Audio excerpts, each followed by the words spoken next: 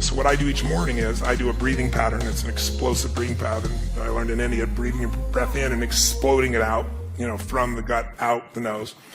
And I do that 3 sets of 10, pause, 3 sets of 10, pause, 3 sets of 10. So it alters my state. And then I just do 3 things for 10 minutes because I have this deal with myself. If you don't have 10 minutes for yourself, you don't have a life. Who's with me on this?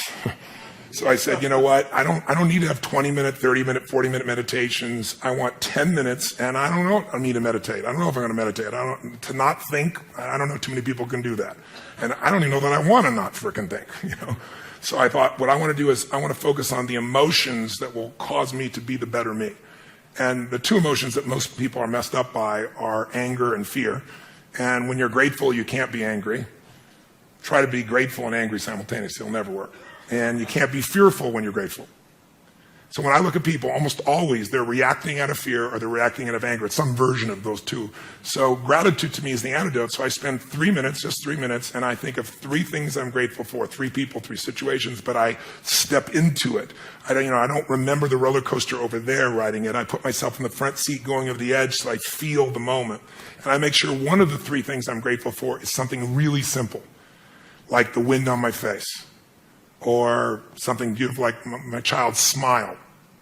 And the reason I do that is because I remember, interviewing some of the astronauts, Buzz Aldrin and these guys, and most of you probably know, you can imagine, to be an astronaut, this man knows, to aspire to do that, and then to go through the thousands of people and be picked, and then to actually go to the moon and stand on the moon and look back and see that picture we've all seen, that blue-green Earth. You imagine, and then you come home and what happens? There's a ticker tape parade and you shake the president's hand. And now what the hell do you? You're 32. What the hell do you do for the rest of your life? And you know what? If you know the story of many of these astronauts, most of them had some major emotional challenges, right? Some abused alcohol, some drugs. And they had a real rough time because they forgot to find adventure in a smile. They thought the only way to just go to the moon. So I train myself to make sure not just the big, beautiful things that are part of my life, but the little things. And so I feel that for 3 minutes. Then I do 3 minutes of a blessing, corny as it may sound.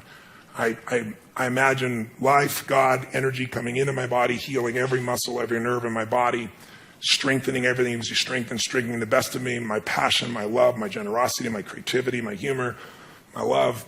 And then I see any problem that needs to be solved just being solved, because otherwise I tend to think I got to do it all. And then once I feel that fully, and that energy comes through me and back through me multiple times, then I do a circle of my intimate family, my kids, my wife, my friends. This little character over here is one of my list. And I just circle out all the way out to my clients.